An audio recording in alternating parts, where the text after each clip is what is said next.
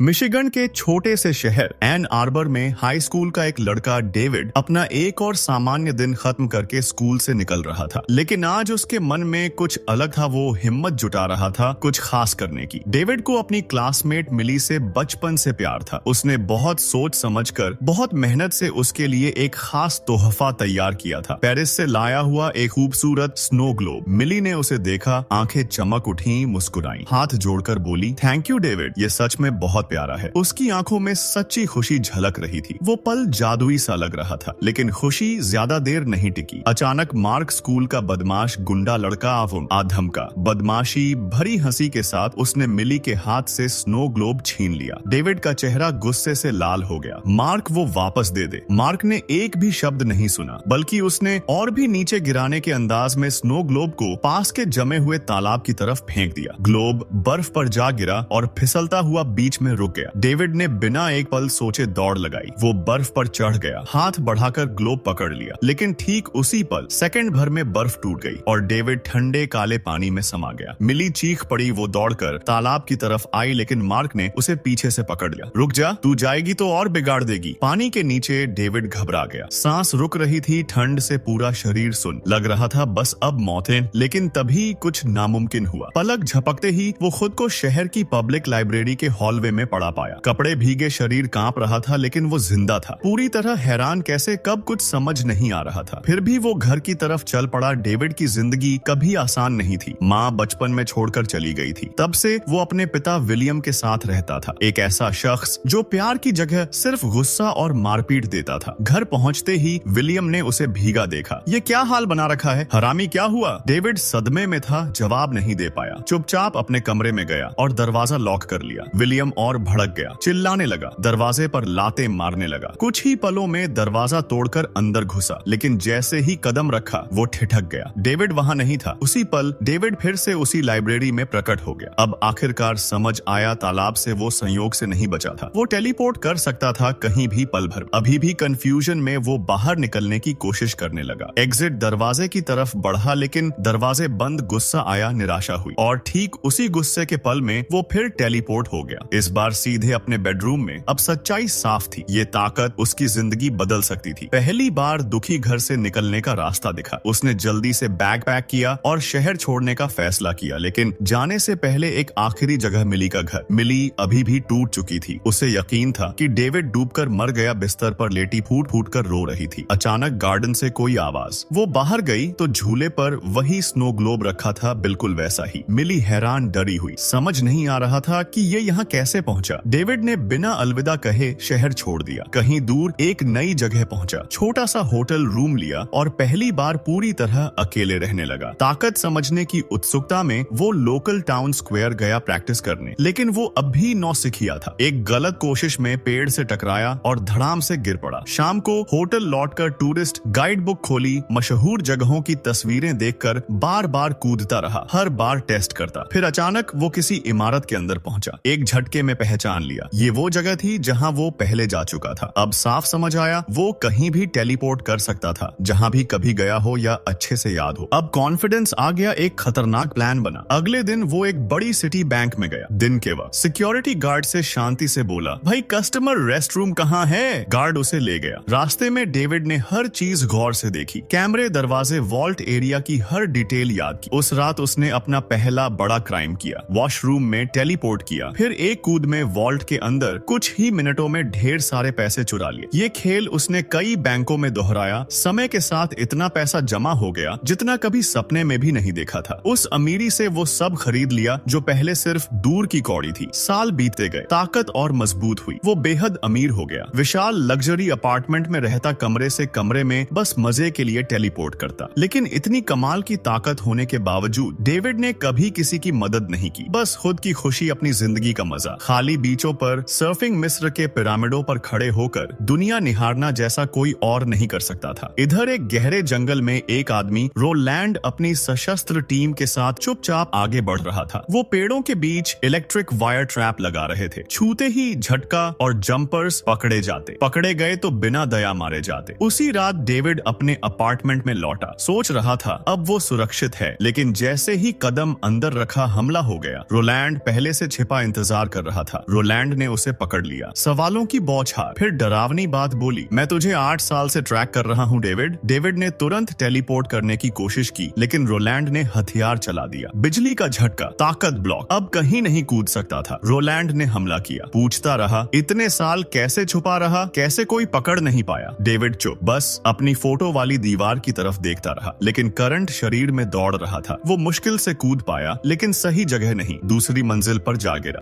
David teleport अपने घर में हो गया। रोलैंड गुस्से से लाल। जंपर्स हंटर्स के कम्युनिकेशन सेंटर को कॉल किया, सभी एजेंट्स को अलर्ट करो, डेविड की तलाश शुरू तुरंत। अगले दिन डेविड हिल गया था, लेकिन जिंदा था। उसने फैसला किया मिली के घर जाना है। मिली की माँ ने दरवाजा खोला। डेविड को देखते ही वो ठिठक गई, पहले हैरानी, फिर खुशी की लहर। डेविड, ओह माय गॉड, तू जो जिंदा है। वो उसे अंदर खींच कर ले आई, गले लगा लिया। मिली कहाँ है? डेविड ने सीधे पूछा। माँ ने सिर हिलाया। अब वो शहर के एक बार में काम करती है, जिंदगी मुश्किल रही है उसके लिए, लेकिन वो आगे बढ़ गई। डेविड का दिल बैठ गया। वो सीधे उस बार पहुंचा। अंदर घुसते ही मिली दिखी वेट्रेस की यूनिफॉर्म में मुस्कुराकर ऑर्डर ले रही थी। वो अब और खूबसूरत लग रही थी, लेकिन आंखों में वो पुरानी चमक नहीं थी। डेविड को लगा जैसे वो सालों पीछे छूट गया हो। वो चुपचाप बाहर जाने लगा, लेकिन तभी मार्क आ धमका। उसे एक झलक में पहचान लिया। अरे वाह डेविड, तू तो मरा हुआ था ना? बदमाशी भरी हंसी के साथ चिल्लाया। सबका ध्यान खींच लिया। डेविड बिना कुछ कहे निकलने की कोशिश कर रहा था, लेकिन मार्क ने कॉलर पकड़ लिया। कहाँ भाग रहा है? कायर आवाज सुनकर मिली दौड़कर आई। उसे देखते ही उसकी आंखें फैल गईं। डेविड, मार्क ने फिर मिली को ताने मारे, पुराने जख्म खोल दिए। ये लड़का तुझे छोड़कर भाग गया था, याद है? अब वापस आया है ड्रामा करने। डेविड का गुस्सा फूट पड़ा। उसने मार्क को एक जोरदार मुक्का मारा। मार्क ने जवाब दिया, उसे बाहर घसीट लिया। मारपीट शुरू हो गई। मार्क ने उसे जमीन पर पटका लाते मारी। वो जीत का जश्न मना रहा था। अब तू खत्म। लेकिन अगले ही पल डेविड ने मार्क का कॉलर पकड़ा और टेलीपोर्ट कर लिया। दोनों एक बैंक वॉल्ट के अंदर पहुंच गए। अंधेरा ठंडा, सिर्फ सिक्कों और नोटों की आवाज। मार्क डर से जम गया। ये क्या कहाँ है? हम, प्लीज मुझे छोड़ दे, गिड़गिड़ाने लगा। डेविड ने उसे ठंडी नजरों से देखा। अब तू यहीं रह, सोच लेना अपनी हरकतों के बारे में। फिर वो वापस बार में टेलीपोर्ट कराया। मिली अभी भी हैरान खड़ी थी। इतने साल कहाँ था तू? सबको लगा तू मर गया। डेविड ने झूठ बोला, लेकिन आंखों में सच था। बैंक में जॉब मिल गई, अच्छी कमाई, अमीर हो गया। अब रोम जाने का प्लान है। उसे पता था रोम मिली का बचपन का सपना था। चल मेरे साथ, उसने पूछा। मिली ने एक पल भी नहीं सोचा। हाँ, कुछ ही दिनों में दोनों रोम पहुंच गए। इधर पुलिस स्टेशन में रोलैंड चीफ से मिला। मार्क ने डेविड के खिलाफ शिकायत दर्ज कराई थी। रोलैंड ने इंट्रोगेशन की इजाजत मांगी। चीफ ने मना कर दिया। फेडरल वारंट चाहिए। रोलैंड का सब्र टूट गया। उसने अफसर को बेहोश कर दिया और इंट्रोगेशन रूम में घुस गया। मार्क से सच उगलवाया। डेविड मिली के साथ रोम गया है, अभी फ्लाइट से उतरे हैं। रोम में डेविड और मिली कोलोसियम देखने गए, लेकिन गेट पर गार्ड ने रोका। आज बंद है। डेविड झुंझला गया। गार्ड्स की तरफ पीठ फेर कर बिना किसी को बताए टेलीपोर्ट से गेट खोला और मिली को अंदर बुलाया। दोनों अकेले घूमने लगे। इतिहास की दीवारें, सन्नाटा, रोमांच। तभी ऊपर की बालकनी से एक अनजान युवक उन्हें देख रहा था। अचानक वो नीचे कूद आया और डेविड के सामने खड़ा हो गया। हाय, मैं ग्रिफिन, उसने कहा ब्रिटिश एक्सेंट में। ग्रिफिन ने डेविड की आंखों में देखा। मेरे पास भी वही ताकत है जंप करने की। डेविड चौंक गया। मतलब और लोग भी, मैं अकेला नहीं हूँ। ग्रिफिन ने कंधे उचकाए। जंपर्स बहुत हैं, लेकिन कभी सुरक्षित नहीं। हंटर्स, पलाडिन्स हमेशा पीछे पड़ जाते हैं, वो कभी नहीं रुकते। तभी दो एजेंट्स अचानक प्रकट हुए। इलेक्ट्रिक केबल्स, हथियार तैयार। डेविड ने फटाक से ऊपरी लेवल पर टेलीपोर्ट कर लिया। ग्रिफिन पीछे रह गया, हाथ में बेसबॉल बैट लड़ने को तैयार। डेविड पहले तो बच गया, लेकिन एक ट्रैप में फंस गया। इलेक्ट्रिक केबल ने उसे खींचकर कोलोसियम के बीचों बीच ले आई। मिली खतरे में है, ये सोचकर ग्रिफिन तेज हो गया। वो एरिना में इधर उधर जंप करने लगा। एक हंटर को दीवार से टकराया, दूसरे को चट्टानों से नीचे फेंका। दोनों बेहोश होकर गिर पड़े। ग्रिफिन ने डेविड की तरफ देखा। अब भाग, मिली को ले जा, मैं इन्हें संभालता हूँ। लड़ाई खत्म होने पर ग्रिफिन ने डेविड को खींचकर एक कोने में ले जाया। सांसें फूल रही थीं, लेकिन वो शांत स्वर में बोला, ये लोग पलाडिन्स हैं। सदियों पुराना संगठन, मानते हैं कि जंपर्स यानी हम भगवान की सत्ता पर हमला है। हर जंपर को मिटाना उनका धर्म है, कोई छूटना नहीं चाहिए। अब दोनों खुले एरिना में पूरी तरह एक्सपोज हो चुके थे। ग्रिफिन ने फटाक से टेलीपोर्ट किया और भागने का फैसला किया। डेविड ने उसका ट्रेल फॉलो किया, लेकिन ग्रिफिन गुस्से में मुड़ा और चिल्लाया, दूर रह, मेरे से पीछा मत कर, तू मेरे साथ आएगा तो सिर्फ मौत आएगी। डेविड रुक गया। वो मिली के पास लौटा। निकलने वाले थे लेकिन पुलिस आ गई। पुलिस ने डेविड को गिरफ्तार कर लिया। कोलोसियम के बाहर का मामला। पुलिस स्टेशन पर मिली ने अफसरों से गिड़गिड़ाई, प्लीज डेविड को छोड़ दो, वो कुछ नहीं किया, वो तो बस। लेकिन उन्हें चुप करा दिया गया और लॉबी में बैठा दिया। डेविड की पूछताछ चल रही थी। अचानक अफसर को मैसेज आया, लोकल डिप्टी आ गए हैं। वो कमरे से बाहर चला गया। डेविड अकेला रह गया, हथकड़ियों में जकड़ा। तभी कुछ नामुमकिन हुआ। हवा में हल्का सा धुआं उठा और एक औरत उसके सामने प्रकट हुई। उसकी माँ मैरी सालों पहले गायब हो चुकी। वो शांत लेकिन सख्त स्वर में बोली, अभी निकल यहाँ से। उसने हथकड़ियां खोली, चाबियां थमाई, फिर और सख्ती से कहा, मिली को साथ मत ले जाना, अगर ले गया तो वो मर जाएगी। पलाडिन्स उसे इस्तेमाल करेंगे तुझे पकड़ने के लिए। डेविड हैरान सवाल पूछने लगा, मातू। लेकिन मैरी ने बस सिर हिलाया और गायब हो गई। डेविड ने एक पुलिस वाले को पकड़ा और उसे सीधे मिस्र की स्फिंक्स के पास टेलीपोर्ट कर दिया। दूर अकेला फिर पल भर में वापस स्टेशन लौटा। मिली से मिलकर बोला, हमें अभी शहर छोड़ना है। चल। मिली कंफ्यूजस थी। क्या हुआ, तू इतना अजीब क्यों बिहेविंग कर रहा है? डेविड ने कुछ नहीं बताया, बस उसका हाथ पकड़ा और तेजी से बाहर की तरफ बढ़ा। दोनों ने जल्दी से बैग पैक किए और एयरपोर्ट की तरफ भागे। फ्लाइट से ठीक पहले डेविड रुक गया। मिली की आंखों में देखा और धीरे से कहा, मैं तेरे साथ नहीं जा सकता। मिली हैरान, क्या? क्यों? मेरी जिंदगी बहुत खतरनाक हो गई है, तुझे इसमें नहीं घसीटना चाहता, तू सुरक्षित रहेगी। अकेले मिली की आंखें भर आईं। वो कुछ कहना चाहती थी लेकिन डेविड ने बस सिर हिलाया और पीछे हट गया। मिली अकेली प्लेन में चढ़ गई। दरवाजा बंद हुआ और वो रोते हुए सीट पर बैठ गई। इधर एन आर्बर में रोलैंड डेविड के पुराने घर पहुंचा। दरवाजा विलियम ने खोला। रोलैंड ने बैज दिखाया, मैं फेडरल एजेंट हूँ। डेविड कहाँ है? विलियम ने कंधे उचकाए। 8 साल से नहीं देखा, पुलिस भी कभी नहीं ढूंढ पाई। और उसकी माँ जब डेविड 5 साल का था वो चली गई। उसके बाद कभी कोई खबर नहीं। उसी वक्त ग्रिफिन अपने ठिकाने पर था, सोफे पर वीडियो गेम खेल रहा था। पास में एक पलाडिन की लाश पड़ी थी। अचानक डेविड वहाँ प्रकट हुआ, गुस्से और सवालों से भरा। जंपर्स ने क्या गलत किया है? फिर भी हमें क्यों मारना चाहते हैं ये लोग? ग्रिफिन ने गेम पॉज किया। मध्यकाल से चल रहा है। ये पलाडिन्स मानते हैं कि जंपर्स जैसी चीज कभी होनी ही नहीं चाहिए। वो इसे अभिशाप मानते हैं, दुनिया के लिए खतरा। फिर और डरावनी बात बताई, पूरे परिवारों को मिटा चुके हैं सिर्फ एक जंपर को पकड़ने के लिए। माँ बाप बच्चे कोई नहीं बचा। डेविड का दिल डूब गया। पलक झपकते ही वो अपने पिता के घर टेलीपोर्ट कर गया। लेकिन वहां पहुंचकर सांस रुक गई। विलियम जमीन पर पड़े थे, सांस नहीं ले रहे थे, खून बह रहा था। बिना सोचे डेविड ने उन्हें गोद में उठाया और हॉस्पिटल पहुंचा दिया। अगले दिन वो फिर ग्रिफिन के पास पहुंचा। ग्रिफिन आराम से बोला, अभी एक और हंट खत्म किया। एक पलाडिन को अटलांटिक में फेंक आया, शार्क्स का नाश्ता। डेविड ने कहा, मुझे तेरी फोटोज दिखा, रोलैंड को ट्रैक करूंगा, मिली को बचाना है। ग्रिफिन ने रोक लिया, रोलैंड जितना दिखता है उससे कहीं ज्यादा खतरनाक है, मत जा। उसके पीछे डेविड नहीं माना, जब तक वो जिंदा है मिली कभी सुरक्षित नहीं, साथ मिलकर काम करें। ग्रिफिन ने मना कर दिया, अपने मसले खुद सुलझा, मुझसे दूर रह। डेविड ने अनसुनी कर दी। ग्रिफिन के टेलीपोर्ट ट्रेल को फॉलो किया। सेकंडों में एक जापानी रेस्तरां की किचन में उतर गया। बाहर निकला तो टोक्यो की भीड़ में ग्रिफिन का पीछा करने लगा। साथ होंगे तो हम रुक नहीं सकते, रोलैंड को खत्म कर देंगे, डेविड ने फिर कहा। ग्रिफिन ने फिर मना किया और एक कार डीलरशिप में कूद गया। दोनों ने एक लग्जरी कार चुराई, शहर में रेस लगाई, ट्रैफिक के बीच से कार को टेलीपोर्ट करते हुए पागलों की तरह। रास्ते में ग्रिफिन ने एक कहानी सुनाई। एक जंपर था, पूरा बिल्डिंग उड़ा देने की कोशिश की, बहुत ज्यादा पावर यूज की, बीच में ही मर गया कूदते कूदते। पूरी रात बीतने के बाद ग्रिफिन आखिरकार मान गया, ठीक है, मिली को ढूंढने में मदद करूंगा। वे एयरपोर्ट पहुंचे लेकिन मिली की फ्लाइट 1 घंटा पहले लैंड हो चुकी थी। दोनों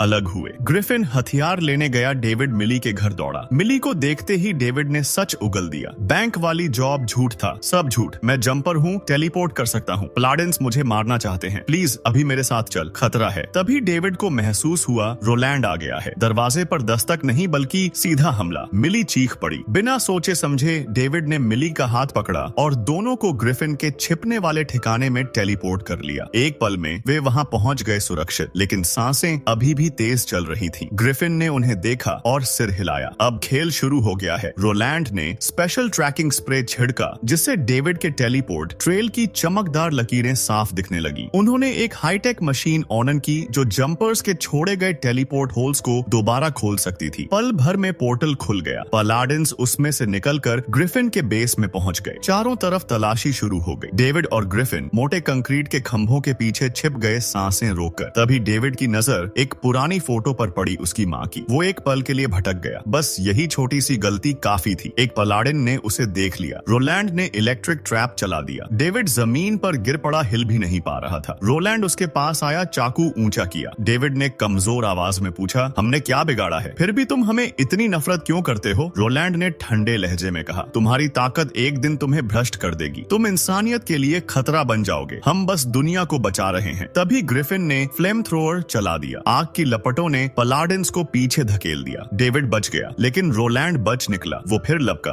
और ग्रिफिन को इलेक्ट्रिक केबल से जकड़ लिया। रोलैंड ने जीत का एहसास करते हुए कहा, मैं ही था जिसने तेरे परिवार को मारा था ग्रिफिन। ग्रिफिन का गुस्सा फट पड़ा। वो पागल हो गया। उसने टेलीपोर्ट अटैक किया, रोलैंड को एक गुफा की दीवार से टकराया और बाहर फेंक दिया। मिली छिपी हुई थी, डेविड को ढूंढ रही थी। ग्रिफिन ने फिर हमला किया। उसने लंदन से एक पूरी बस टेलीपोर्ट करके रेगिस्तान में ला पटकी सीधे रोलैंड पर। पूरा बेस तबाह हो गया। मिली सदमे में थी। ग्रिफिन ने आग से प्लाडेंस को फिर पीछे हटाया। रोलैंड मुश्किल से बचकर पहले वाले पोर्टल से निकल गया और मिली के घर में प्रकट हो गया। गुस्से में उसके पीछे कूद पड़ा। लड़ाई फिर शुरू हो गई। मिली ने आखिरकार डेविड को आजाद किया। डेविड ने माफी मांगी और कहा, चल तुझे घर ले चलता हूँ। तभी ग्रिफिन लौटा। मैंने वो पोर्टल मशीन चुरा ली। अब हंटर्स उधर फंसे हैं। पोर्टल बंद होने वाला है। लेकिन ठीक आखिरी पल में रोलैंड ने एक केबल फेंकी। वो मिली के चारों तरफ लिपट गई और उसे खींचकर रिफ्ट में ले गई। डेविड चीखा, मैं जा रहा हूँ उसके पीछे। ग्रिफिन ने रोका, रुक, मेरे पास प्लान है। मिली के घर में बम भेज देंगे जहाँ सारे पलाडिन्स इकट्ठे हैं। डेविड को समझ आया ग्रिफिन अब कंट्रोल खो चुका था। मिली मर सकती थी। उसने विस्फोटक छीन लिया और भाग खड़ा हुआ। ग्रिफिन ने पीछा किया। दोनों पुराने दोस्त अब दुश्मन बन चुके थे। लड़ाई मिस्र की एक पिरामिड की चोटी पर शुरू हुई, फिर शहर की विशाल ब्रिजों पर, लगातार टेलीपोर्ट करते हुए। उनकी लड़ाई से दुनिया में दरारें पड़ने लगी। दोनों डेटोनेटर के लिए लड़ रहे थे। डेविड ने आखिरकार एक ऊंची इमारत की छत पर पहुंचकर डिवाइस नीचे फेंक दिया। ग्रिफिन ने हार नहीं मानी, उसके पीछे कूद पड़ा। लड़ाई अब हवा में। दोनों एक विशाल स्विमिंग पूल में जा गिरे। मुश्किल से बचकर बाहर निकले। सांसें फूल रही थी, लेकिन लड़ाई अब भी खत्म नहीं हुई थी। डेविड ने एक झटके में खुद को आर्कटिक महासागर के बीच में टेलीपोर्ट कर लिया। चारों तरफ सिर्फ बर्फीली ठंडी हवा और लहरें। लेकिन ग्रिफिन भी पीछे नहीं छूटा। वो एक वाहन में आया और जोर से डेविड से टकराया। दोनों ठंडे पानी में जा गिरे। सेकंड भर में फिर टेलीपोर्ट, इस बार एक एक्टिव युद्ध क्षेत्र में। चारों तरफ विस्फोट हो रहे थे। ग्रिफिन ने डेटोनेटर छीन लिया और जाते जाते कहा, अलविदा डेविड। युद्ध में पास की पावर टावरें तबाह हो रही थीं। डेविड ने ग्रिफिन को पकड़ा और उसे हाई वोल्टेज पावर लाइनों के बीच में धकेल दिया। बिजली का करंट दौड़ा। ग्रिफिन की ताकत चली गई। लड़ाई खत्म। डेविड वापस एन आर्बर लौटा। मिली को बचाने का फैसला पक्का। वो चुपके से उसके घर की तरफ बढ़ा, लेकिन ये जाल था। पलाडिन्स ने उसे घेर लिया, इलेक्ट्रिक केबल से जकड़ लिया। दर्द और गुस्से से डेविड ने अपनी पूरी ताकत छोड़ी। जमीन कांप उठी। मिली का घर ढहने लगा। डेविड ने आखिरी हद तक खुद को पुश किया। घर का एक हिस्सा लेकर टेलीपोर्ट किया और शहर की नदी में जा गिरा। पानी ने संरचना को तोड़ना शुरू कर दिया। दोनों डूबने वाले थे। मिली ने खुद को आजाद किया और डेविड की तरफ तैरकर